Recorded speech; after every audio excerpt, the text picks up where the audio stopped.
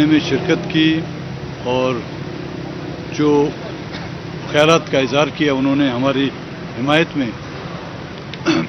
جو سوال آپ نے کیا ہے میں تھوڑا آپ کو 10-15 سال کی تاریخ میں لے جاؤں گا کہ جی آپ نے کہا کہ سردار ہیں، نواب ہیں. جنرل مشرف کی آپ کو وہ بات یاد نہیں کہ 73 سردار میرے پاس ہیں، صرف 3 سردار ہیں. وہ 73 کے 73 اب بھی اس حکومت کے ساتھ ہیں. وہ 3 میں سے 2 تو فارغ کر دیے انہوں نے، ان کا علاقہ بھی فتح کر دیا. اب ایک میں ہی بچا ہوا ہوں. اب کب وہ جھنڈا گاڑیں گے، کب ہمیں فتح کریں گے، وہ دیکھیں آنے والے دنوں کی بات ہے. دیکھیں 75 سالوں سے بلوچستان کا مسئلہ حل کیوں نہیں ہو رہا، سوال یہ ہے. وہ بلوچستان جس کو ایک صوبہ کہا جاتا ہے، لیکن بڑی بڑی سیاسی جماعتوں کے مینیفیسٹو میں بلوچستان کا شاید ہی کوئی ذکر ہو. بڑی بڑی سیاسی جماعتوں کی لسٹ میں شاید ہی بلوچستان شامل ہو. بلوچستان کے وسائل شامل ہوں گے. ریکو ڈیک کا شاید بلوچستان کے باسیوں کو پتہ نہ ہو، یہاں پہ بیوروکریٹس کو، یہاں کے بڑے بڑے پولیٹیشین کو معلوم ہوگا. سوئی کی گیس، سندک کا کاپر، اس کے بارے میں سب کو علم ہے. ان 75 سالوں میں جو کچھ ہوا یہی کچھ لے گئے نا بلوچستان سے.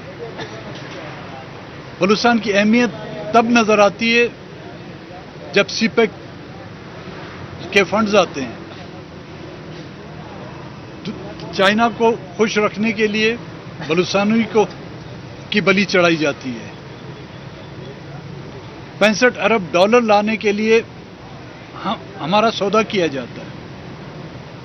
یہ نہیں کہ بلوچستان کے لوگوں کو وہ بھول چکے، نہیں، بلوچستان کے لوگوں کو وہ بھول چکے ہیں، لیکن بلوچستان کو وہ نہیں بھولے. بلوچستان کے نہ وسائل کو بھولے، بلوچستان کی نہ معدنیات کو. وہ 1958 سے لے کر جب سوئی گیس دریافت ہوئی، وہی سوئی گیس جس کو اگر ملک کے کسی حصے سے بھی نکلتی ہے تو چولہا آن کرنے والا کہے گا جی ہمارے پاس سوئی نہیں آ رہی، سوئی گیس نہیں آ رہی.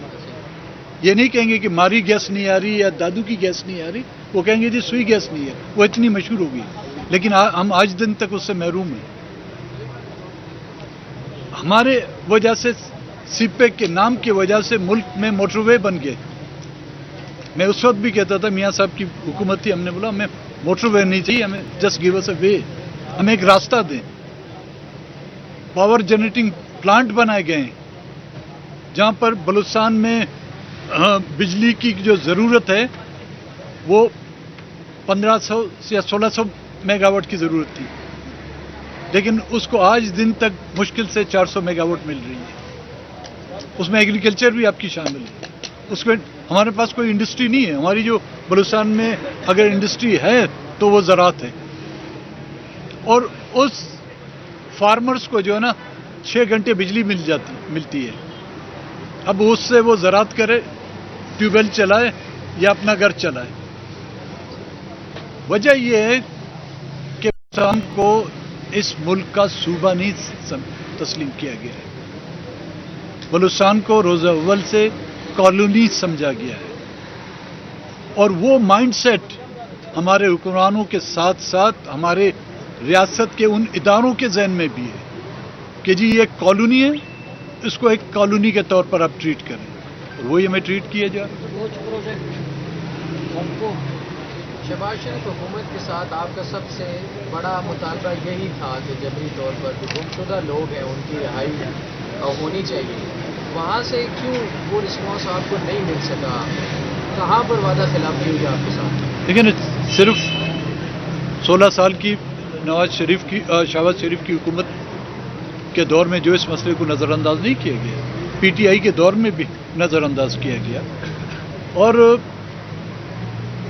جو ہم سمجھ سکیں کہ بلوچستان کے لیے یا بلوچستان کے مسنگ پرسنز کے لیے کوئی بھی اپنے اقتدار کو جو ہے داؤ پہ لگانا نہیں چاہتا یا اپنی اقتدار کی قربانی نہیں دینا چاہتا. ہم نے یہ گستاخی کی ہے اور انشاءاللہ کرتے رہیں گے, جس کی سزا ہم بھگت رہے ہیں اور انشاءاللہ آگے بھی بھگتیں گے. تو شاید ہی یہاں پر وہ پولیٹیکل پارٹیاں, جو بڑی پولیٹیکل پارٹیاں, جو حکمران ہیں, وہ اپنے اقتدار کی خاطر بلوچستان کی خاطر اپنے اقتدار کو بھی گنوانا نہیں چاہتے. یہاں پر تو ہمارے ایسے بھی حکمران گزرے ہیں جو اپنے بچوں کی خاطر بھی اپنے اقتدار کو گنوانا نہیں چاہتے. وہ بچوں کی قربانی بھی دیں گے. یہ یہاں پر غائب جو ہوئے ہیں, کیا ان کے بچے نہیں؟ کیا ان کے اس ملک کے شہری نہیں؟ کیا اس ملک کے شہری کی حیثیت سے جب کلبھوشن کو جو ہے وہ فیسلٹیز دی جاتی ہیں, اس کی ماں کو یہ اجازت دی جاتی وہ آ کے ملے, یہاں کے شہریوں کے ان بچوں کی ان ماں کو اتنا بھی حق حاصل نہیں؟ آپ وہ تو چھوڑیں بھائی, ہم حکمرانوں کا گلہ کر رہے ہیں. آپ مجھے بتائیں, ابھی جو آپ لوگ چلا رہے ہیں وہ صرف یہاں پہ چل رہا ہے یا وہاں پہ بھی چل رہا ہے؟ یہاں پہ لائیو ہے, یہاں پہ چل رہا ہے. اس کا میں ذمہ دار ہوں. ان پہ مجھے اب ہے کہ جو نیوز چینل ہیں وہاں پہ ٹوٹل بلینک ہے.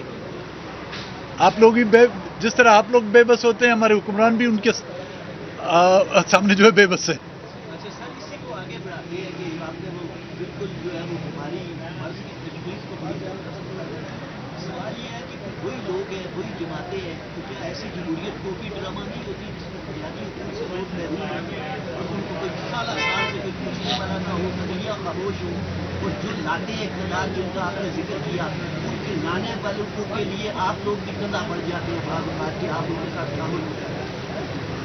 اس طریقے سے یہ وہی نظام ہے جہاں جو حکومت میں ہوتا ہے وہ یہ ڈر رہا ہوتا ہے کہ کہیں اپوزیشن اور اسٹیبلشمنٹ کا گٹھ جوڑ نہ ہو جائے. جو حکمران آنا چاہتی ہے وہ آپ نے صحیح بالکل بیماری کی تشخیص کی. پھر یہ اس طرح کی جمہوریت کو اس طرح کا لوکی ڈرامہ کب تک اس کو؟ دیکھیں, یہاں پر ریاست اور ریاست کو چلانے کے لیے دو چیزیں اہم ہوتی ہیں. ایک اس کا آئین, اور اس آئین کے زمرے میں آنے والے تمام ادارے.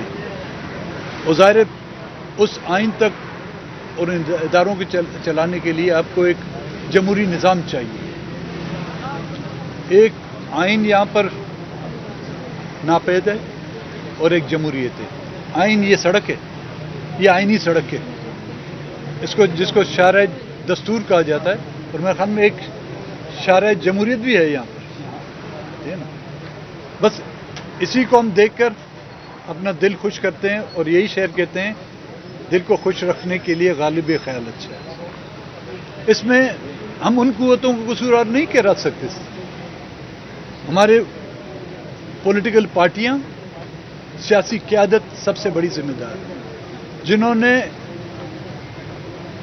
ہر وقت کمپرومائز کیا ہے, نیگوشیشنز کیے, اور اس کے تحت صرف اقتدار حاصل کیا ہے, اختیار حاصل نہیں کیا.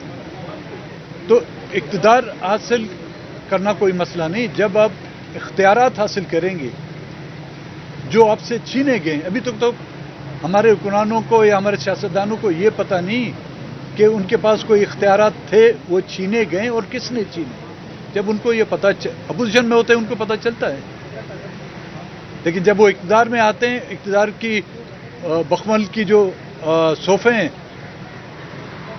نرم ملائم, اس میں ہم اقتدار کو سامنے رکھتے اختیارات کو بھول جاتے ہیں.